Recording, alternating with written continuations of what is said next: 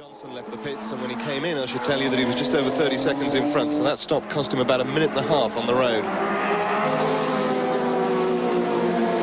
Well, Mark Scaife has done it so superbly here today, and with him in the pits at the moment, Mark Osler. Yeah, thanks, Mike. Mark Scaife, you just come in, the car's gone back into the lead, looking a very strong performance from the Nissans here today. Well, it's been a fantastic performance. You know, obviously the weather's helped us a little bit, but the car's fantastic. That's as hard as you can drive the car just then, and obviously the car's going very, very well. Are you surprised at the performance of Johnson's car? Well, I don't know. When I'm out there, I don't know what's happening, you know, but we were clawing away from Bowie just then. They've just come in for a stop, and looks like we're a bit further ahead again. We're all going to have to stop again, so, you know, like it's still a lottery. A lot of talk about the GTRs in those terrible conditions this morning. It looked very easy, but I'm sure it was very hard out there despite four-wheel drive. Well, you can imagine how hard it is with a, 550 horsepower car on slicks. Whether it's four-wheel drive or two-wheel drive doesn't make much difference, especially when it's 1,500 kilos. When it gets away, it takes a fair bit of catching. What's the situation now? Will Jim take it through to the finish, or will you have another steer? Oh, I don't know. I'm just going to go get changed, and, if we need to, yeah, we'll change, but it doesn't matter. Best of luck, Mark. Great drive. Thank you. Yes, he'd worked up a fair old sweat there, Doug. Yes, he's putting a lot of energy into it. These motor cars, even on a cold day like today at Bathurst, can cause you to lose a few kilos in body fluids. Great shot there of the approach to Caltech's chase. Tony Longhurst, and number 25, Benson and Hedges BMW. And there's Dickie Johnson. So that's the race. Dickie Johnson only two cars in front of Tony Longhurst. This should be quite an interesting contest over the next few laps, particularly if that rain we've been talking about starts to fall. I heard a whisper that it was raining again at the top of the mountain. We'll have to keep an eye on that as these guys go up Mountain Straight. Yeah, just been a few light spits of rain, but they're looking very, very threatening again. Well, Tony is position number 3. They have clawed their way through the field in what has been a tragic day in many respects for the B&H BMW team, with Denny Holmes sustaining a heart attack, as we understand, rearing off the track into a concrete wall. Tony's problems this morning with the 25 card, Johnny Cicotto, hitting the wall up there, putting them behind with their preparation, and they've done an excellent job here today. A few spots of rain now falling here in pit lane, and we have a report from Orange: hailstorms. No. Well, we've had everything else. Well, I don't know. We might get the race in, hopefully, before the hail arrives. Rain, hail, sleet and dark of night. It's a pity that the post office doesn't have an entry in the 30th anniversary race. They'd be a sure thing. Terry Shield, the number 18, Dick Johnson, Shell Sierra, Mark Gibbs and Rowan Onslow. Mark Gibbs at the wheel of the GIO machine was 8th. They came into the pits. And car number 18, the Terry Shield Great Crick car, was 6th. When they pitted, they're still in there. Terry is waving off at this stage. There is something wrong.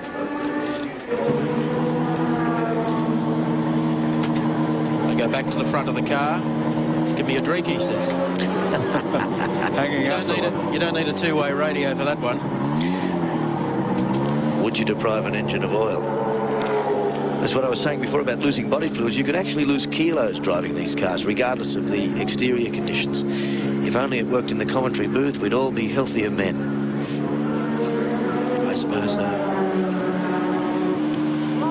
Particularly tough in these cars, the turbo cars, because they generate so much more heat.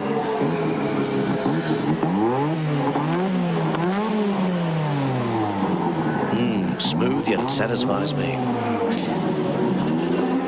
What would they be drinking? Mike, do you know what they put in that mix? There's probably a few electrolytes, like the sort of things that athletes take. Yeah, glucose. Glucose. Now, he's about to fire it, yes. So he gets off and running as the 17 car heads up the top. 18 rejoins in 8th position. They've dropped two spots in the pits. So Dickie Johnson through Repco corner on the way to the cutting. Looking for Tony Longhurst in the BMW. Look where the how the gap is between those cars. Dickie's about 60 seconds astern of Jim Richards, and we're looking for a gap from Dick Johnson back to Tony Longhurst. Quite a race on our hands. With all the attrition early, we might have assumed that it would turn into a procession. The GTRs look to have their stamp all over this race, but you know, when you consider that we've got the second place car only 60 seconds behind with 30 or 40 laps to go, I mean, anything could still happen. It has in the past in this race, and it can once again, especially with these clouds looming. Yes, they're certainly getting darker at the top of the mountain, and the thought of hail is a great shot from our chopper cam. And that's Longhurst there. That's the gap from second back to third. You saw it there. You saw Dickie Johnson go through on it straight first. That's Tony Longhurst. We should be able to see that gap now. Dick gets away quickly down the straight. So Caltech's chase. The HRT Commodore comes through. There goes Johnson. Here comes Longhurst. Now on a dry track, Dick should be able to get away up the hill. Looking at a finish of, given the lap times, race centre organiser Alan Horsley indicates maybe a 5:10 or 5:15 Eastern finish. It all depends on the weather. We won't hold Nostradamus, Horsley. The Park Parsons, Peter Jackson Sierra coming up behind Longhurst as they haul into Mountain Straight.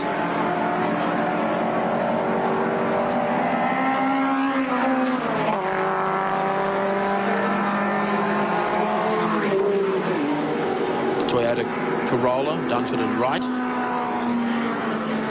Heads down Subaru Straight towards Caltech's chase. It's one of two entries in the race by Bob Holden, the veteran Bathurst campaigner. Bob driving one himself with Dennis Rogers, and as Mike said, Ted Dunford and Brad Wright piloting the 78 entry.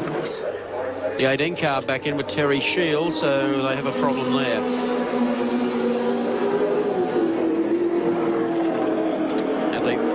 Up very quickly, and Sheila's ready to step out of the car. Going to take his seat. 18 in the pits. Went in there running in 8th. Last pit stop around it, went in running 6th. So their woes continue late in the race. The two cars have run perfectly today. None better than the 17 car, Johnson and Bauer.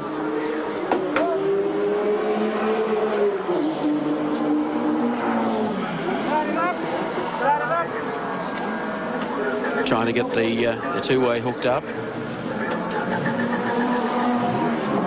One wonders why they wouldn't have effected a driver change last time they were in.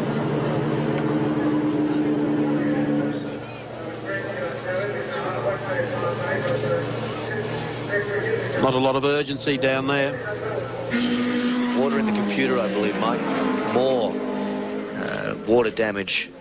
Well, they're doing a tough Kevin Waldock, Brett Peters, the Playscape Ampol Sierra.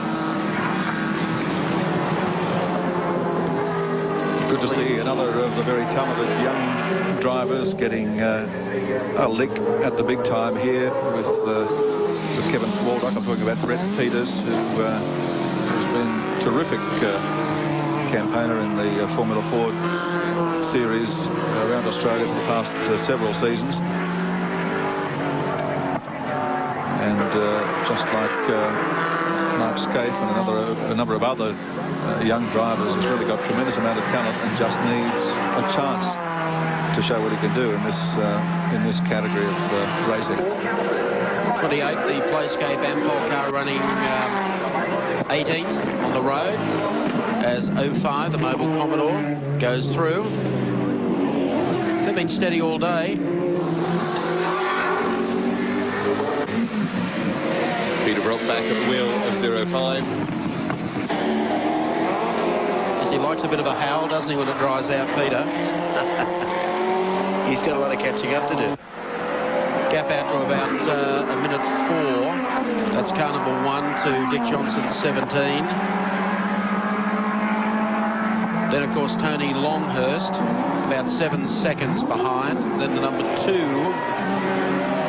Winfield Nissan GTR, and it's about 4:05 back behind the leader. So it all relies on Jimmy Richards in car number 1. And there he goes, up Mountain Straight, as we check them out on the Caltex race score. Jimmy Richards and Mark Scaife, the leaders, over Dick Johnson and John Bowe. Third, Longhurst and Chicotto and the Benson and Hedges BMW. Fourth is the number 2 car, Neil Crompton, Anders Olofsson, and rounding out the 5, number 16, Percy and Grice. Don't go away. More of the great race to come when we return. Mount Panorama Bathurst, the Tooheys 1000 continues. For our TV3 viewers, we're working lap 124 of 161. Robbie Kerr of New Zealand and Todd Watson in the Tic Tac New Zealand Commodore. It's been running around all day, well off the pace, but at least they're there.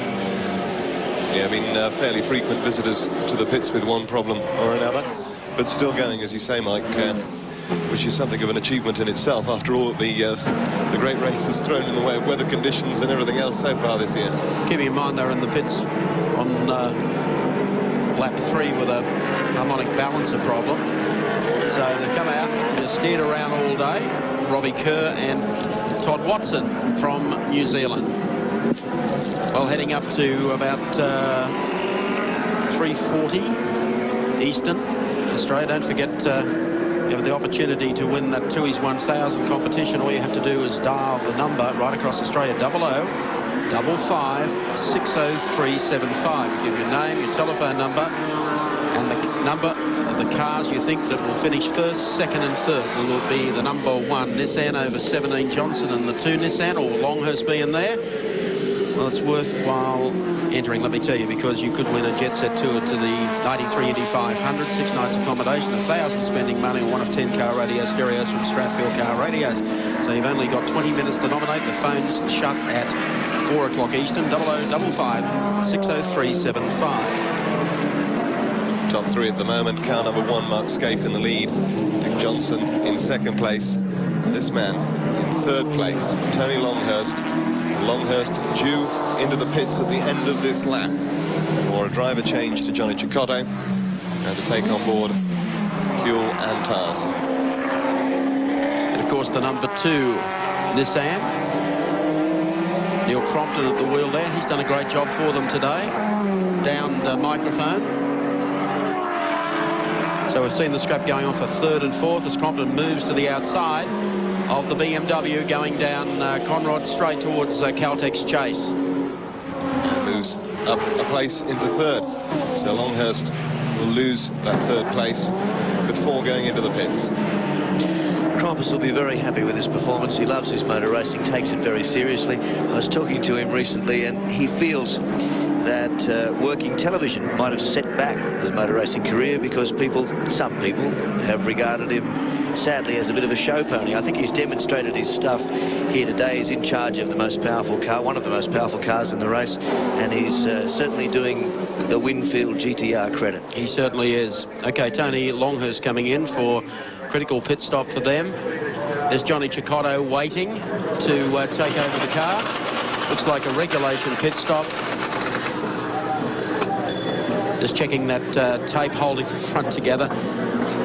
Not a bad change. Let's go down to Johnny Ray. Looks fairly regulation and fairly orderly, John. Well, as regulation as it can be on this car, you've got to remember...